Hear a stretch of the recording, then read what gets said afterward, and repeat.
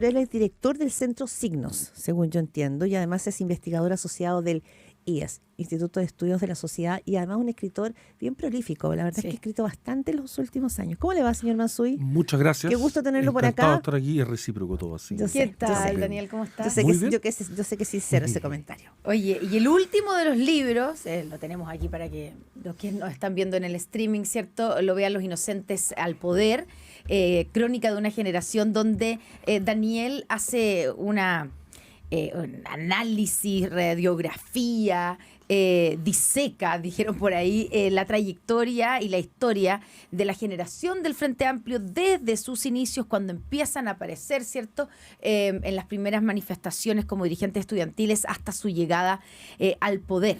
Y bueno, el título, Los Inocentes llegan al poder, finalmente, Daniel, partamos por ahí tal vez, tú responsabilizas de alguna manera todo o gran parte de lo que ha hecho y lo que no ha hecho, mal y bien, esta generación a su inocencia, en que no sabían, en su ingenuidad. ¿Inocentes por qué? Inocente, bueno, tiene una dimensión un poco irónica, pero, yo sé. pero no es solo irónica en el sentido siguiente, de que una generación que ha acompañado a mi propia generación. No sé cómo decirlo, claro, yo soy mayor que ellos, digamos, pero mi trayectoria pero no tanto mayor. Pero sí, pero claro, unos 8 años mayor, mi trayectoria como observador en el fondo. Yo partí escribiendo y partí comentando la política cuando ellos emergen, ¿no? En el año 2010, 2011, entonces lo he mirado, coincides, lo he observado, lo he leído, lo he seguido desde que surgieron. Y el concepto de inocencia tiene que ver con el modo en que ellos mismos conciben su propia acción política, y este libro fue terminado antes de la campaña famosa, por tristes motivos, campaña de Gonzalo Winter, pero me habría dado la campaña de Gonzalo Winter una excelente ilustración de mi argumento. Reafirmación, ¿no? De tu tesis. Sí, que confirmó mi argumento enteramente, ¿no? ¿Cuál es la escena de la mesa? Porque cuando del tú poder. cuando tú llevas gobernando 3 años y medio, cuando llevas en el Parlamento, en algunos casos 8 años, en otros casos 12, digamos, porque hay diputados que ya están en su tercer periodo. O sea, cuando has estado en las decisiones importantes en Chile los últimos 5, 6, 7 años y gobernando desde el Ejecutivo los últimos 3 años, tú haces un spot para convencer de que voten por ti de la mesa del poder donde tú no estás. O sea, donde los poderosos como son que otros. Si tú hubieses estado en otro lugar. Claro, no en el gobierno. Marte. Entonces, hazte cargo de que lo que pasa en este país, con lo bueno y con lo malo, tú eres parte no accidental de eso. Tú has gobernado este país y cuando fuiste oposición fuiste muy influyente y no puedes poner en la mesa de poder a los otros como si tú no estuvieras ahí. Bueno, tú has escrito también, previo al libro, en tus columnas de opinión dominicales en el Mercurio y otras veces que te he entrevistado, siempre esta mirada crítica de una generación que de alguna manera fue muy exitosa. Le fue muy bien. O sea, yo no sé cuántos partidos políticos irrumpen en la escena y a los 8 años, 7 años están ya instalados en el gobierno, ¿no? De hecho, tu libro parte el de 2011. ahí, digamos, de explicar también este fenómeno, porque son un fenómeno, o sea, ¿no? piensa tú que a la Falange le tomó 30 años llegar al poder. Claro. Entonces, a esta generación le tomó 10 años. Ya. Entonces, por una parte, han sido una generación exitosa, y no solo porque llegan al poder. También por estos días se lanza el libro de Enrique Correa, la Connie lo entrevistó. Y yo creo que el tema central en ese libro tiene que ver en el fondo cómo la concertación termina pero sometida y de alguna manera tratando de darle el gusto a estos jóvenes que vienen a reemplazarlos y que los obligan y los arrinconan a criticar su propia obra. Entonces, ya no defender. O sea, no solo saltan al poder. Entonces, ¿cómo ves tú ese juego ahí? No, hay una dimensión psicológica que para mí sigue siendo en parte enigmática, ¿no? Que el modo en que la generación del 2011, desde el año 2011, critica la concertación, perfecto, están en su derecho, pero el hecho más llamativo no es que haya jóvenes rebeldes que critiquen el pasado. Eso ha existido siempre y supongo que seguirá existiendo siempre. Y los que tenemos adolescentes, digamos, lo enfrentamos día a día, digamos, de eso se trata. Lo raro es que hayan adultos que habían luchado contra la democracia, algunos que habían sido protagonistas del quiebre de la democracia, que la habían recuperado, que habían gobernado durante 20 años y que se dieran ese diagnóstico sin más. En esa abdicación de la concertación se juega algo muy importante porque el triunfo de los jóvenes rebeldes se convierte realmente en triunfo cuando el diagnóstico que ellos elaboran y ellos proponen es asumido por los dirigentes contra de los cuales está dirigido ese reclamo, ¿no? Y yo relato un episodio en el libro que a mi juicio es muy importante, que es cuando los presidentes de los partidos de la concertación, que en esa época, si mi memoria no me falla, son Ignacio Walker, José Antonio Gómez, Carolina Tobá y Osvaldo Andrade, dejan plantado al presidente de la República, Sebastián Piñera, en Piñera 1, en una reunión que ellos mismos le habían solicitado al presidente, porque en el fondo los estudiantes les exigieron: o bien no ir o bien ir con ellos. Claro. Entonces, Exigían estar en la reunión. Entonces, la vieja concertación que había gobernado Chile, que tenía responsabilidad republicana, no tiene empacho alguno para congraciarse con unos jóvenes que, ojo, no eran los jóvenes que conocemos hoy día. Llevaban un mes circulando, Y ya no son 2 tan meses. jóvenes. Que hoy día ya no son tan jóvenes por lo demás. Esto en julio del 2011, así que recuerdo bien.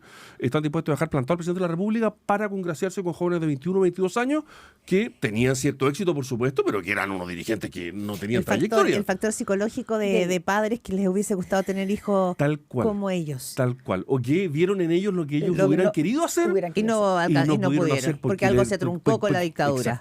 Exactamente. Volvamos a la inocencia, Daniel, porque, claro, tú dices, hay una ironía ahí, porque la inocencia tú también la mezclas en el libro con algo como de lo que se ha llamado como la superioridad moral también de este conglomerado, ¿cierto? Incluso el narcisismo moral. Y eso, ahí donde viene una combinación que es lo que tú estás reflejando en esa escena de ahora, digamos, de la campaña de Gonzalo Vinter. ¿Qué pasa ahí? ¿Qué es lo que se produce? Y que también yo me imagino que es lo que hace que logren someter a la concertación, ¿o no? La logran someter, a mi juicio, porque la concertación nunca sintió orgullo por lo que había hecho. Y si tú no estás orgulloso de lo que has hecho, sino que tienes dudas y te sientes complicado y en verdad no estás tan convencido, bueno, no es tan difícil convencerte de lo completamente contrario. Entonces, la tecla que tocó la generación del Frente Amplio cuando emergió a la vida pública fue la tecla de la propia mala conciencia de la concertación, que nunca elaboró razones suficientemente robustas para defender lo que ellos habían hecho. Y fueron extraordinariamente hábiles. Que no fue tan malo, digamos. Que no fue tan malo a mi juicio. Y esta parte de su éxito que supieron tocar exactamente la tecla que dolía, ¿no? Y la tecla que dolía es, ustedes fueron, para decirlo muy coloquialmente y bien rápido, pero creo que se entiende, ustedes fueron unos vendidos al neoliberalismo y al esquema de la dictadura, digamos. Y como esa crítica, la vieja guardia de la concertación no tenía una respuesta elaborada, cayó rendida a los pies de ellos. Y de ahí en adelante, fíjate que yo, entre la reunión que acabo de contar de julio del 2011, que, entre las no reuniones, y el ¿verdad? comienzo. Y la derrota de Carolina Toá, que no es solo una derrota, sino que una derrota estrepitosa, digamos, de un mundo y una generación, yo creo que hay un hilo y un continuo total, digamos. Ya, después, perdona, Sí. quisiera después ir a esa derrota, pero yo creo que hay mucho que no se ha analizado todavía esa derrota de Carolina Toá. No se ha dicho nada mucho.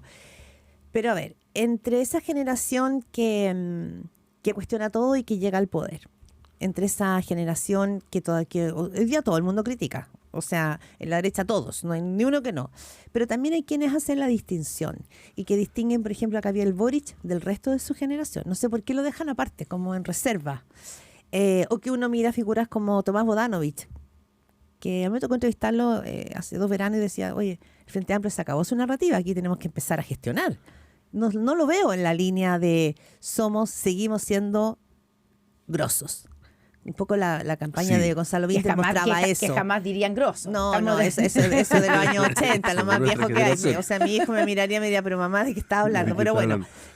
Bacanes tal vez. Bacanes, sí, no sé, bueno, que pero se entiende, por supuesto. Yo creo que el alcalde Bodanovich es una figura muy especial porque, en fin, yo no sé qué impresión tiene usted que lo tengo que entrevistarlo, pero yo cuando me tocó escucharlo, es una figura que podía ser del socialismo democrático, pero perfectamente, no tiene ninguna diferencia. Uno tiene la impresión de que está ahí por motivos generacionales, son su amigo, quiero decir, es la generación con la que creció políticamente, pero evidentemente él representa un ala, a mi juicio minoritaria, evidentemente, pero un ala del Frente Amplio que en verdad no está en el centro de lo que yo escribo en ese libro. En el centro de lo que yo escribo en ese libro está la generación o el mundo de Gonzalo Vinter. Giorgio Jackson o más Vinter. Los puros. Giorgio Jackson, Gonzalo Vinter, Antonio Orellana. Esa es la generación que está escrita ahí. Por un lado el mundo de Carlos Ruiz más puro y por otro lado el mundo de RD. Esos son los dos mundos que confluyen y que son importantes. Y a Gabriel Boric no lo pones ahí. Gabriel Boric yo creo que está ahí. Yo creo que es un político con más perspectiva que sus camaradas, pero me parece que forma parte de ese mundo sin ninguna duda, digamos, y lo representa en algún sentido a la perfección, aunque en algunos minutos ha tomado distancia, como en el famoso acuerdo del 15 de noviembre. Pero yo parto con la escena de la famosa conferencia de prensa el viernes 18 de octubre de 2024, donde me parece que está reflejado a la perfección el espíritu de una generación que quiere, sobre todo, mostrar su sinceridad, más que gobernar, porque en esa conferencia de prensa tan extraña, ustedes son periodistas, me lo podrán Estamos decir. hablando de la conferencia de prensa cuando se sabe el caso Monsalve, caso Monsalve. que es una conferencia de prensa 53 improvisada. minutos con las que partes tú el libro. Comparto el libro. Entonces, yo creo que esa ¿Qué conferencia duda? de prensa demuestra que el presidente no estaba en ese minuto interesado en dar la mejor solución a ese problema, que era un problema gravísimo, y por eso da una conferencia de prensa tan extraña y tan excéntrica, a mi juicio, sino que está preocupado de convencernos de que es plenamente sincero. Esa es su Inocente. preocupación. Inocente. Y no lo logra. Y por eso después pasan 100 días en los que el presidente no habla porque abrió más flancos de los que cerró, por supuesto. Como Ahora, lo habría sabido cualquier asesor comunicacional, como lo sabía lo su jefa sabía de su prensa, jefa de prensa que trató de callarlo. Y quiso terminarlo, claro. Daniel Mansuy, tú te preguntas también, y por eso tomándome de Gabriel Boric, y haces igual la diferencia entre Boric y el resto, porque bueno, finalmente Boric es el que llega a la presidencia y te hace la pregunta de quién es el presidente, o sea, a quién se eligió. Y hay una evolución, a tu juicio, de quién es hoy el presidente con respecto a su generación. ¿Siempre fue distinto o digamos, no le ha quedado otra que evolucionar o cambiar o modificar su discurso con el que llegó o con el que compitió, digamos, porque además llega a la presidencia, como dices tú, casi por accidente? Llega por accidente a la presidencia, lo que en una crítica, hay mucha gente que ha llegado por accidente a la presidencia. Yo creo que él se ha visto forzado, por supuesto, a modificar algunas suposiciones porque el ejercicio del poder educa y forma en este sentido, y eso no cabe ninguna duda. Si le sumamos la derrota del 4 de septiembre, la cosa es todavía más dura para él, sin perjuicio de lo cual, a mi juicio, sigue siendo una pregunta abierta el modo en que se va a comportar una vez que deje el poder, porque esa es la prueba de fuego, ¿no? ¿Pero tú crees que su evolución ha sido real? Evolución, digo, no necesariamente en términos positivos, cambios, ¿ah? Porque es evidente que es distinto. ¿Ha sido real o es, digamos, no le quedó otra y ha sido oportunista? O sea, es que en política las dos cosas están vinculadas. ¿Sí? Yo creo que hay de las dos. Pero pragmático más que oportunista. es muy pragmático, pero por ejemplo, en el funeral del presidente Piñera dijo unas palabras muy sentidas y que fueron muy comentadas. Sin embargo, en otras intervenciones después le pongo un ejemplo típico, ¿no? Cuando dicen, recibimos un país con una inflación desatada. Cuando un dirigente del Frente Amplio dice eso, uno lo escucha y dice, bueno, ¿y por qué recibieron un país con una inflación desatada? Porque ustedes promovieron los retiros. O fueron parte más o menos sustantiva de eso. Entonces, ¿qué sentido tiene, por decirlo así, vanagloriarse de haber reducido la inflación que tú mismo produciste sin ser capaz de decir al mismo tiempo que eres responsable de esa inflación? Y entonces, en ese tipo de declaraciones a mí me queda la duda de si es que acaso la evolución ha sido real o es más bien impostada, ¿no? Cada vez que yo escucho del presidente o de un dirigente del Frente Amplio decir, recibimos una inflación desatada que hemos controlado, yo digo, los inocentes que creen que no tienen nada que ver con la inflación, como si hubieran estado en el centro de la inflación con los retiros. Ahora avanzamos. Daniel Mansuy, que ha escrito Los inocentes al poder, de eso estamos hablando, de un libro que es una crónica de una generación que ha sido publicado muy recientemente por la editorial Taurus. Si miramos hoy día en el gobierno, después de 3 años y medio del gobierno, acercándose finalmente al cierre de esta gestión, ¿tú dirías que el Frente Amplio terminó siendo un desastre en el gobierno o menos de lo que se esperaba? ¿O ahí finalmente las figuras como Carolina Toá, que sale derrotada, hablaremos de eso ahora, quiero pasar para allá, finalmente fue un espacio de un ancla, una salvación? O sea, yo creo que el gobierno terminó gestionando de modo con muchos problemas, pero terminó navegando en un minuto en que esto podría haber sido más dramático, con la ayuda del socialismo democrático sin duda, pero el proyecto político del Frente Amplio, en cuanto a proyecto político de revincular la sociedad con la política, de hacer grandes transformaciones, es un proyecto total y completamente fracasado. ¿Y qué es lo que esperaría uno? Así de radical, creo yo. Y que de hecho, lo bien que le ha ido al gobierno, o lo bien que lo ha podido hacer el gobierno en algunas materias, tiene que ver precisamente con el fracaso del Frente Amplio. Y lo que uno esperaría, o lo que yo espero al menos, quizás es muy pronto, ¿no? Pero es que la gran masa de intelectuales del Frente Amplio, la gran masa de políticos pensantes del Frente Amplio que los tiene, ofrecer una reflexión respecto de eso para entender lo que pasó, ¿no? Porque antes escribían mucho. Y una vez que han estado al poder han escrito menos. Y yo quisiera entender cómo leen ese fracaso, qué lecciones sacan de ese fracaso para saber lo que van a hacer en el futuro. Para contestar la segunda parte de la pregunta, evidentemente que después del plebiscito el socialismo democrático fue a prestarle ropa al gobierno y me parece a mí que contuvo una crisis que podría haber sido mucho mayor. O sea, el 5 de septiembre en la mañana... ¿Y no se les termina la inocencia ahí? No completamente, porque le entregan las llaves a personas del socialismo democrático a los adultos. Y ellos siguen mirando de lejos. siguen mirando completamente de lejos. Ya, pero ahí es reconocer también que no te la pudiste. Pero mira tú al diputado Diego Ibáñez, que en esa época era presidente del partido del presidente de la República, que va a protestar a la salida del Congreso por un proyecto de ley que impulsado por la ministra del Interior de su gobierno. Eso es algo que para mí, quizás soy educado en lógicas políticas antiguas, y me perdonarán si es así, pero me resulta incomprensible que el presidente del partido del presidente esté protestando en la calle. Significa, no me quiero hacer cargo de los costos de gobernar. Este era un proyecto de seguridad que había que aprobar, que el gobierno quería aprobar, y el diputado oficialista Ibáñez estaba en la calle protestando contra su gobierno. Yo eso no lo entiendo, y a mi juicio refleja bien el hecho de no querer asumir la responsabilidad de ejercer el poder, donde hay que tragar sapos y hay que votar proyectos que no te gustan. La derrota de Gonzalo Vinter, no nos ha hablado tampoco mucho de esa derrota. ¿Cómo la leíste tú justamente en la perspectiva de la tesis de tu libro, ¿no? De una generación que siempre se ha sentido victoriosa. De una generación que fracasó completamente y que no ha logrado, y puede ser así, las generaciones pueden fracasar, el punto es cómo se reinventan. Lo que más me llamó a mí la atención de esa campaña es que el spot de Gonzalo Vinter podría haber sido el spot de Gabriel Boric el 2021 o de Beatriz Sánchez el 2017. No evolucionó. Era el mismo spot. Entonces tú dices, siguen diciendo las mismas cosas como si aquí no hubiera pasado nada. Entonces es la falta de actualización y de reflexión de un proyecto político que fue exitoso en su minuto, pero que tuvo sus problemas, de modo que tú no puedes hoy día decir lo mismo que hubieras dicho hace 4 u 8 años. No tenía ninguna diferencia. Y yo creo que esa derrota de Gonzalo Vinter, que, insisto, hay muchas maneras de perder, pero perder con esa cantidad de votos, fíjate tú que entre Gabriel Boric del 2021 y Gonzalo Vinter del 2025 en primaria se perdieron 900.000 votos. Es mucho. Significa que ese proyecto político, insisto, fracasó total y completamente. Ya, porque el triunfo porque tampoco gana, también fracasa estrepitosamente, podemos decir. Menos estrepitosamente, pero estrepitosamente igual. Estrepitosamente igual. Carolina Toá, la candidata al socialismo democrático, que vino, entre comillas, a salvar, a apoyar, a levantar a estos niños que los habían basureado. También fracasa y triunfa Janet Jara, que, claro, alguien puede decir, bueno, pero igual es parte un poco de este nuevo, de este gobierno. De todas maneras, ha sido ministra del Trabajo, tiene en sus hombros el principal logro de este gobierno, que es la reforma de pensiones. Pero, ¿cómo se explica el triunfo de Janet Jara en este contexto, con un Gonzalo Vinter que saca, pero ni la mitad, ni mucho menos de la mitad del apoyo que tiene Gabriel Boric? Y que muchas veces se explicó y se dijo, bueno, pero por lo menos va a sacar un 30% o ese 20 y tanto por ciento de Gabriel Boric va a pasar a Gonzalo Vinter. ¿Qué pasó?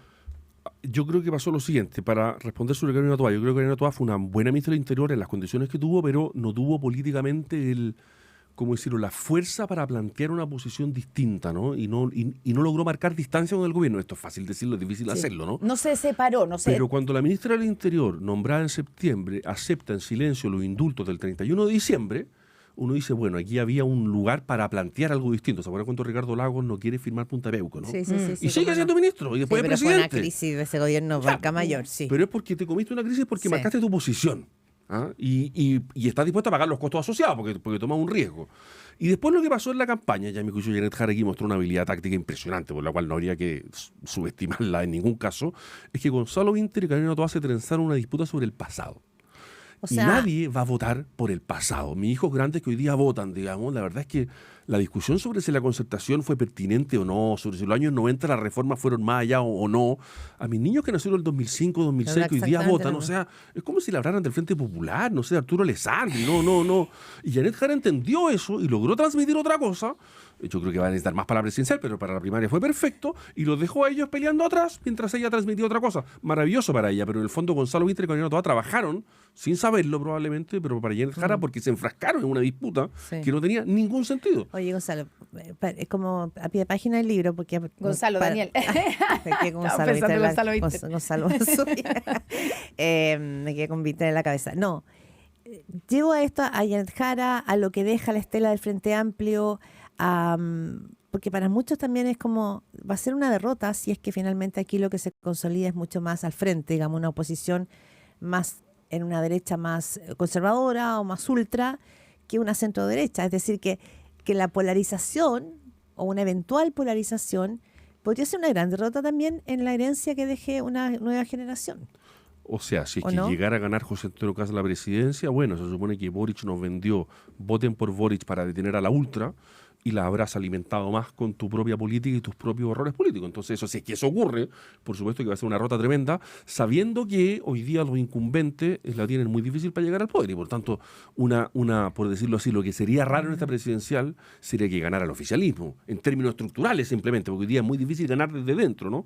Y, por supuesto, el hecho de que José Antonio Cast sea hoy día la carta más fuerte también tiene que ver con la manera en que la izquierda, por decirlo así, criticó, y el Frente Amplio en particular, tan duramente al bueno Sebastián Piñera. O sea, si Sebastián Piñera era un dictador peligroso, bueno, hoy día va a tener una derecha que es más dura, digamos, pero ustedes contribuyeron decisivamente a ahora dar la legitimidad a esa centro-derecha tratándola de lo peor. Entonces, no se quejen hoy día si viene alguien más a la derecha. No. Por tus palabras veo que poca fe le tienes a Evelyn Matei, a que Evelyn Matei pueda revertir la caída que ha tenido. Anoche, la última encuesta Cadem, ¿cierto? José Antonio Cast sube 3 puntos a un 30%, queda en primer lugar, liderando en primera vuelta, seguido de cerca por Janet Jara con un 27%, pero Evelyn Matei está en un 14%. Además podemos hablar de Franco Parisi con un 11%, que es bien impactante, pero ¿tú no le ves vuelta atrás a la caída de Evelyn Matei? O sea, en política todo puede pasar, entonces esto no es un pronóstico, porque podría ser, digamos, y José Antonio Cast se puede equivocar también, porque, ojo, José Antonio Cast, que ha hecho una campaña impecable, me juicio, hasta ahora, pero las 2 veces que ha tenido la pelota en el área, que fue para la segunda vuelta del 2021 y en el segundo proceso constituyente, no le pegó al arco. Ninguna de las 2 veces. Entonces, es que se quedó con la pelota. Entonces, ojo, porque ha estado 2 veces en posición así, estar en el centro, y no ha tomado buenas decisiones. No convirtió. Sin perjuicio de eso, naturalmente que hoy día la ventaja estratégica en la derecha la tiene con distancia José Antonio Cast, y Evelyn Matei tendría que hacer algo bien sorprendente para revertirla. Lo que no es imposible, política de trayectoria, de talento, tiene virtudes, pero hoy día viene remando de atrás, y es una distancia que es difícil de revertir en los meses que quedan, sobre todo porque, y esto es lo que va a ocurrir, a mi juicio, si es que esta encuesta se mantiene más tarde o más temprano, pasa algo en la parlamentaria con estos números, ¿no? Que tus parlamentarios te empiezan a mirar con distancia. Y no quieren sacarse la foto contigo. No quieren sacarse la foto contigo, porque el incentivo número 1 parlamentario, esto hay que entenderlo, no estoy criticando, es su propia reelección. Sí. Ahora, ese es un muy buen gancho para mirar lo que pasó con la democracia cristiana este fin de semana. Sin duda. Porque finalmente lo que estuvo en juego ahí, el proyecto futuro, sí, o con quién me voy a sacar la foto, y la democracia cristiana decidió que con Janet la foto les va a salir mejor. Claro, no, porque no? estaban electoralmente muertos, se iban solos, pues eso es un hecho, y por tanto si el partido quiere sobrevivir parlamentariamente, que hoy día el modo en que tú puedes mantener un partido aunque fuera pequeño, no tenían otra alternativa. Ahora, o sea, por supuesto que al mismo tiempo se puede decir que es muy extraño que un partido como la DC apoye sin más a un candidato ¿Pero es un comunista. batatazo para Janet Jara? Yo creo que es un apoyo más, pero yo no sé cuántos votos mueve la DC hoy día, tampoco sé cuántos votantes históricos la DC está dispuesto a votar por un comunista. Yo creo que la lectura es la que haces tú. Esto es una decisión estrictamente electoral que le permite cobijarse bajo un paraguas parlamentario un poco más sólido, pero yo creo que esto, por decirlo así, es una decisión tomada en atención al interés de los parlamentarios de la DC. Y punto. Y la tesis de Buentumilla, que ayer estuvo en diferentes programas, me tocó entrevistarlo, de que el PC se volvió capitalista, básicamente que ya no existe, dice, pero si ya el anticomunismo no existe, y el Partido Comunista se convirtió al capitalismo, no hay otra forma. O sea, suena lindo, pero si uno ve el comportamiento del PC desde el 19 de octubre del 2019, cuando la pierde la renuncia del presidente, hasta el modo en que maneja la Convención Constituyente. Por favor, esto no pasó hace 20 años. La Convención Constituyente trabajó hace 3 años atrás, 4 años atrás. El PC tenía el control sobre esa convención. Si usted quiere conocer el proyecto del PC, lean el proyecto constitucional. Ahora, la DC votó a prueba. Entonces, bueno, quizás es la misma continuidad. Pero ese proyecto de constitución que fue llevado adelante por el PC no era un proyecto precisamente, digamos, respetuoso del tipo de instituciones que me parece a mí que la DC debería querer defender. Yo veo puro oportunismo ahí, y que es legítimo esos parlamentarios, pero hay que leerlo así. Yo me parece que cualquier otra lectura es excesiva, y respecto del PC, yo no me remito ni a Lenin, ni a lo que pasó en Siberia el año 50, puedo entender que eso quede lejos. Me remito al comportamiento del PC en los últimos 6 años en Chile, Santiago de Chile. Ya, pero Janet Jara, yo sé que nos tenemos que ir, pero Janet Jara ha dado, y no sé si viste la entrevista que dio en El País, pero ha dado muestras cada vez que puede de distanciarse de Daniel Jadwe, que es un militante importante, incluso de Lautaro Carmona, que es su presidente. Sí, pero si es que quiere ganar la presidencial va a tener que hacer mucho más. Y yo creo que va a tener espacio limitado para hacer mucho más. Me puedo equivocar en esto, ¿no? Pero va a tener que tomar mucha más distancia de las posiciones históricas del PC, tanto a nivel nacional como internacional. Bien, Daniel Mansuy, muchísimas. Podríamos haber conversado una hora más, pero bueno, es que era para una próxima. Los inocentes al poder, crónica de una generación de Daniel Mansuy. Está bueno, peligro para tenerlo ahí y darle una revisión. Estamos en un momento político de que hay que mirar todo el tablero, no quedarnos solamente con la contingencia. Muchas gracias. Muchas gracias a ustedes. Encantado de haber estado aquí con ustedes, Claudia y Connie. Muchas gracias, Daniel. Y saludamos a nuestros auspiciadores.